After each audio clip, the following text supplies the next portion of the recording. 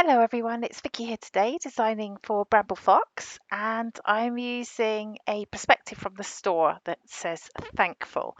And I have some photos of my husband and dog on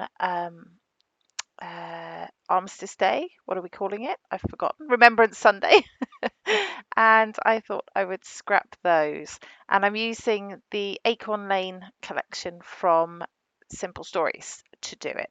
I thought it was appropriate to have an autumn layout for Veterans Day because, see, I'm calling all sorts of different things because everyone calls it something else for Remembrance Sunday because I thought it happens in the autumn, so it seemed appropriate. So I've cut some strips of paper, which I'm just distressing the edges of, and I'm going to stick those down the page like so. That one that I'm just distressing there, I cut two pieces because of the orientation of the paper, but you won't see that once I put my photos over the top. And that's sort of what it's going to look like. I'm going to put the thankful title in the middle. And I'm going to use this stencil, which is from the January FoxBox. And I'm just going to put some colour down that's going to peek out. And I put two colours, blue and yellow, but you actually only see the yellow in the end, which you'll see once I start building it.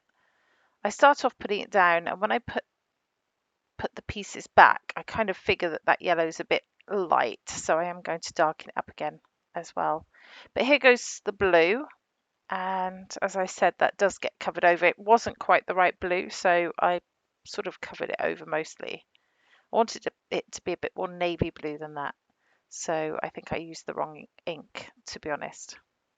Now you can see there that the yellow just looks a little bit bright compared to the yellow in the collection. So I'll do something about that in just a second. And you can see where I'm doing the new splatters, they're coming out darker. So I decided to go over the existing ones and make them darker. And I'm much happier with how that looks. Putting a bit more blue on there, which is going to get covered over, and a bit more of the yellow. So I'm happier with those. They're a much better colour, and they work better with the layout. So that's what I want to do. I want to put those strips down like that. So I'm going to stick them down with double-sided tape. Just get those placed on there.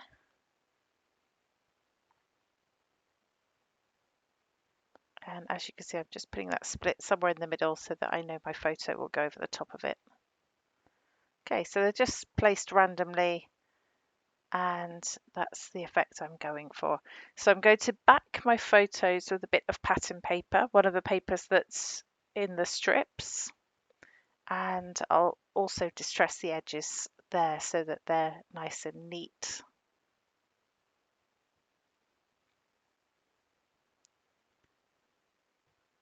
Okay, I'd be interested to hear from you guys if you think my sound is better today because I have a new microphone. So let me know what you think. It's like a headset microphone, so it should just pick up my voice and nothing else. Right, okay, so the next thing I'm going to do is do some white splatters, and I'm going to just splatter them all over those coloured strips. And just using a paintbrush, I watered down some acrylic paint, and I'm just splattering it, and I just think that adds a nice weathered look.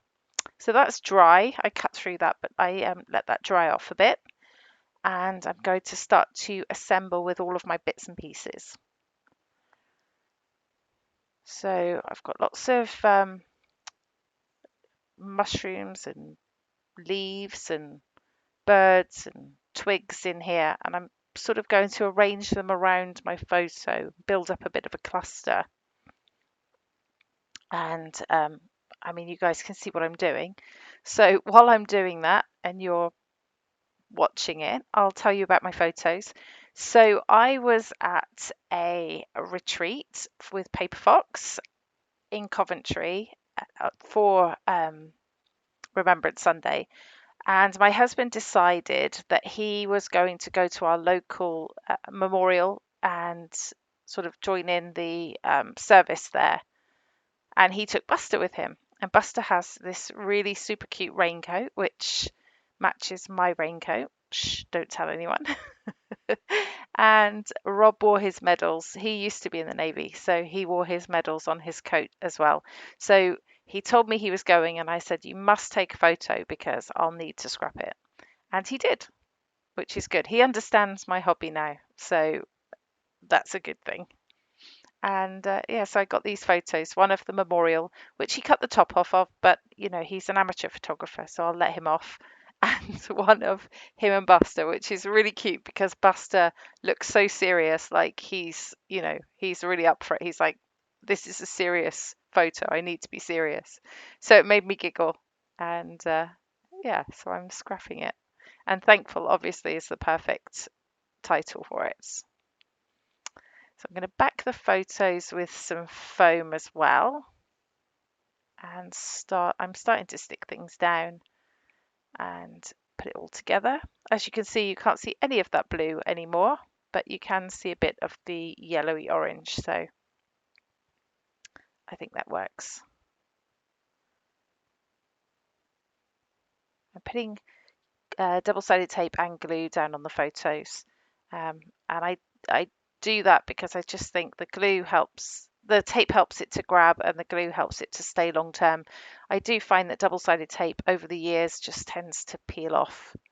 So yeah, maybe it's the tape I'm using. I don't know, but I don't think it sticks forever.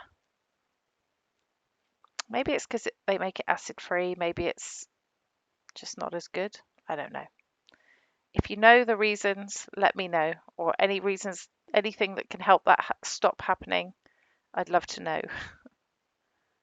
Okay, so I'm just curling up the edges of some of these pieces before I stick them down, just to add a little bit of extra dimension to my layout.